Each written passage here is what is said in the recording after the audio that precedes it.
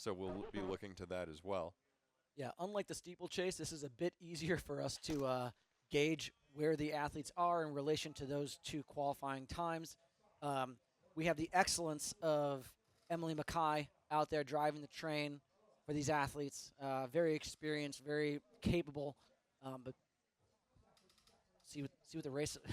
Sifan Hassan putting herself behind a bunch of people right now. Yeah, Very interesting. She's in the back of that inside pack at the moment. We've got Karina Viljoen out front and Emily Mackay who are pacing this race. So you can see them jump to the front.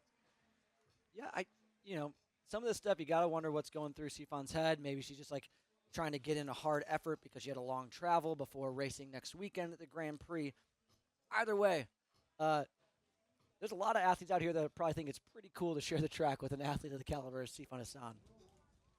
Yeah, and this race is set for 8:55, 3,000 meter pace. So we'll see Emily Mackay and Karina Viljoen are charged with that duty. And now we see Sifan Hassan move her way up into fourth place. There she is. So wasting no time, moving from the back to the front. Yeah, so 8:55 is 71s. I think that we were already a little bit shy of that. But the woman in the front recognizing this, and Sifan Hassan wasting no time to pass the rabbits. I hope that they don't feel as though they need to do anything differently, because they're tasked with taking this large group of women behind them to the promised land of that 14:52. Well, we have no idea what Sifan Hassan is about to do tonight. Hassan now in front with daylight, so it was only a lap that she was behind, and it's starting in the back of the pack. And now she's gapping the field. Wanted to see what it felt like back there. Didn't like it. So behind Mackay there, we have Jenny Blundell from Australia, Amy-Eloise Neale, the British athlete, Izzy Fry, the Australian athlete, and this is Sifan Hassan out front. So coming up to 800 meters. In about 2:25 for Hassan. Yeah, and Emily looked like she was about 2:24, 2:25, which, again, you're looking more at that 9-minute pace. So the second pack here behind Hassan, cruising along at about 15 flat. Again, I'll keep saying it until I'm blue in the face or until I turn my microphone off. There's so much ground that can be made up in the back half of a 5K. Just turn your brains off, get through 3K, let Emily take you through in 9 minutes or somewhere thereabouts, and then go to work the last 5 laps. And that's really what these women are doing behind her. They're along for the ride, and honestly, it's probably a pretty good show back there to see what Sifan is. If you have another athlete that's that far out front, I think it probably makes what you're doing feel a little bit easier. If you say so, Will. We'll see how that works for the crew here. There's different missions going on, so we've got a split screen for this race. Mackay leading the pack. SpaceX launched 2 different rockets at the start of this one, going to different planets. So 2:25 was the 800-meter mark for Sifan Hassan. We'll see what her lap split is here. That was about a 70-second lap for Hassan. And we'll start giving you your splits at the finish line here as we come up to 1,800 meters. Oh, excuse me, 1,400.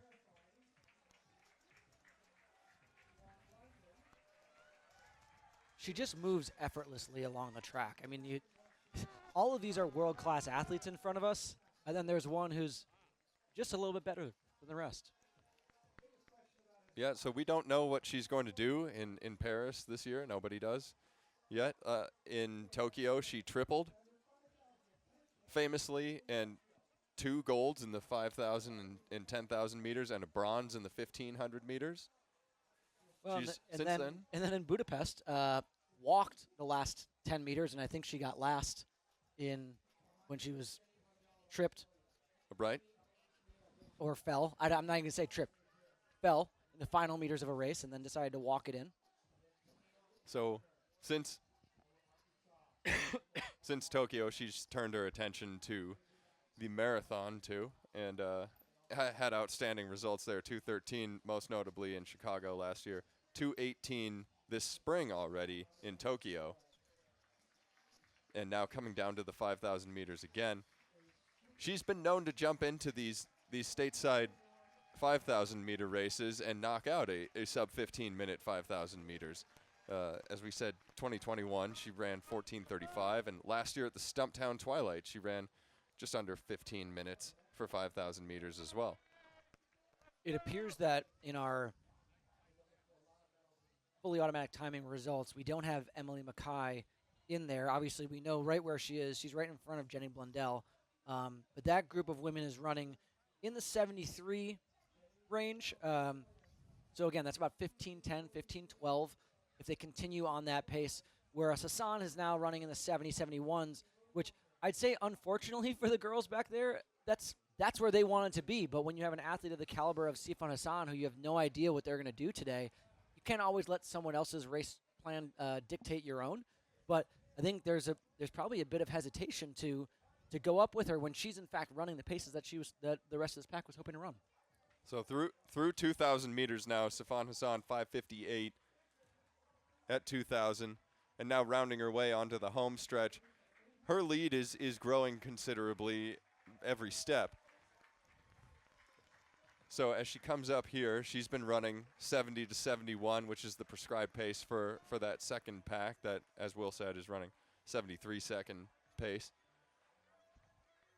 I got to imagine if any of the women back there wanted to run any quicker, they would just pull up onto Emily's shoulder and say, let's go.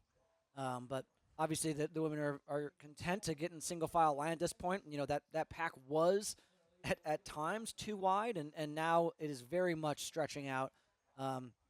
Where I think Emily's honestly, she's clawing back some distance on Sifan Hassan. We saw from that overhead view, when we see him side on here across the track, it looks like about 40 meters. But when the drone flies overhead, it doesn't look like it's completely insurmountable as Mackay steps off the track at about 2,600 meters. So it is left up to Blundell and the crew now in the second pack to get back on that pace. But the previous lap, Sifan Hassan did run 72 seconds, and the pack ran 71 seconds. So they did inch back a few meters there. But we'll see now, left up to their own devices with Mackay stepping off, if they can continue to ratchet down that pace and what Sifan decides to do up there. So through lap 7, that was 72 seconds for Sifan and 73 seconds for Blundell and the second pack. Yeah, it's always hard when the rabbit steps off to, you think that you're running at the same effort because it was easier to follow someone. You didn't have to use your mental muscle quite so much. But Blundell slowing a bit there on the 7th lap. But, you know, with a hard charging pack behind her, and, you know, the pursuers, if they can gather themselves, can sort of work together here over the back 2K of this race and try and come away with scrounge themselves back to that 15-minute mark. There's Blundell and Leah Meyer of the New Balance Boston team, German athlete, in second place. And there's some shuffling in that pack as Amy-Eloise Neale moves back to about 5th position, 4th right now. She's wearing the on singlet, the light-colored one on the inside. You can clearly see that this pace is slowing down by the bunching and the movement of the athletes around that. That single file line is no longer single file. These athletes are starting to get a little antsy, but I'm fairly certain Jenny Blundell will not mind someone else coming and taking over the pacing duties. Well, 9 flat for Sifan Hassan through 3,000 meters, 73-second lap there. So she is right on 15-minute pace. And 9:07 for Izzy Fry, that has now taken the lead in the second pack with a 73-second lap as well. So 9:07 for Izzy Fry and everybody else in this field, seemingly right there in that pack. What are your thoughts of what Sifan Hassan is doing right now? Coming out here running a 15-minute 5K. I have no idea. I think it's a great workout. We'll see. Sure. She's an athlete, though, that I feel like she could have done this at 8 a.m. this morning on any track in the world. I guess come out here and get paid for a workout. I'm not going to question Sifan Hassan's training knowledge here. I think whatever she's done has worked out for her, and she's winning this race. She is by a winning this large race by a margin. country mile, yeah. So coming through the lap again, 3,400 meters. This is lap 9. 72.9 for Sifan Hassan, and the pack rolls through. Izzy Fry still at the front, and that is the 73. So they're running roughly the same pace now. It's just that Hassan has a 50-meter gap on the field. Substantially difficult to cover that distance in a lap. And as every lap goes by, that your opportunity to catch up to the leader right now is less and less. And I wonder if there's anyone trackside telling them that she's slowing down. You know, blood in the water. Let the sharks go eat. Yeah, we'll see. There are a lot of athletes in this pack that can make moves. You'd hope that one of them would step up and help Izzy Fry with this pace and ratchet it down and get back onto the wagon. See if they can pull back Sifan Hassan. But we don't know what Sifan Hassan is going to decide to do as well. If I were to guess, looking at her, her heart rate is about 160. She's just like smack dab right in that threshold zone. Not producing any lactic. Yeah, just looking silky smooth. A 73 for Sifan Hassan through lap 10 again. And Izzy Fry leading the pack at 73.8. Leah Meyer in second, 73.8 for her. Jenny Blundell, Natalie Rule in there. Esther Gatahi.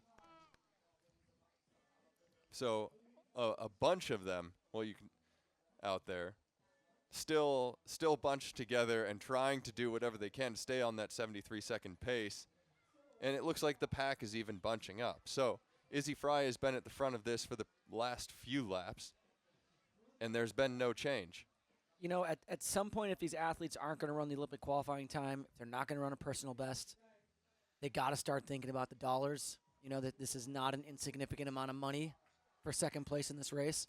The 8-second delta up to Sifan may be insurmountable at this point, but, you know, that second place prize money is still up for grabs. That's true. This is going to be a fun race to watch for this pack, whether it's for second place or for first place, if they can close the gap. That seems less and less likely by the lap, but this race for second is going to be very exciting over these last couple laps. That was a 73 again for Hassan. Inside 2 laps to go. Yeah, you wonder if Sifan's going to, you know, try and test herself right now. I think that we know that she's in good shape, or this is really just come out here, again, get a hard effort in, reset the body clock. You know, these time changes are a real thing, people. You don't just get off an airplane and feel fantastic. So if she's got a full slate of U.S.-based races coming up, this could just be the first of many, and a great opportunity for her to come out here and do something hard. We appreciate it. It's great to see an athlete of the caliber of Sifan Hassan come to a meet like the Sound Running Track Fest here and give us a taste of what the most elite athletes in the world are capable of. Up to the line here. Bell lap. So Sifan Hassan crosses the line. And now the pack rolls in. Still led by Leah Meyer up at the front now. And Amy-Eloise Neale on her shoulder. So the race is really starting here with a lap to go. Another 72.9 for Sifan Hassan and a 73 for the pack. And Sifan Hassan now moving down the backstretch. It looks like she's opening it up a bit. And the second pack is now moving down the backstretch. It's stretching out as well. That may be Amy-Eloise Neale in the front. It is. And Natalie Rule on her shoulders. Amy-Eloise Neale has made a fantastic move from the back of that second pack to the front with 400 meters to go and giving herself an opportunity at some greatness here. And here comes Sifan Hassan charging down the Sprinting. home stretch, Sprinting to the line. trying to break 15 minutes, give the people a bit of a show. She does. And here comes the race for second place. And this looks like Natalie Rule coming up to the line for second, and it is Amy-Eloise Neale in third. So 14:58 for Sifan Hassan, and then 15:07 flat. Crazy enough as it sounds, Leah Meyer Natalie Rule, excuse me, ran a faster last lap than Sifan Hassan. A 65.2 for Natalie Rule to get that second place. 66.4 for Sifan Hassan for 14:58. That's a good day at the office for Sifan, and some good running for the rest of these women here. Just a casual solo, 14:58, no big deal. Not signing the autographs and kissing the babies like Lalo, but proud of her effort nonetheless. Parul Chaudhary there, the Indian athlete, 15:10.69. That is just off her national record, 15:10.35. Oh, ever so close. So Getting a bit of a smile there from Sifan Hassan on the camera. 15:10, the U.S. Olympic standard, or U.S. Olympic trials standard, excuse me. Number of athletes. Well, it looks like the athletes under that are all not American. Now this is what you love to see. Some Young more girl. autographs. More autographs. This young girl meeting one of the preeminent female athletes in the world, exchanging words of wisdom, words of greatness.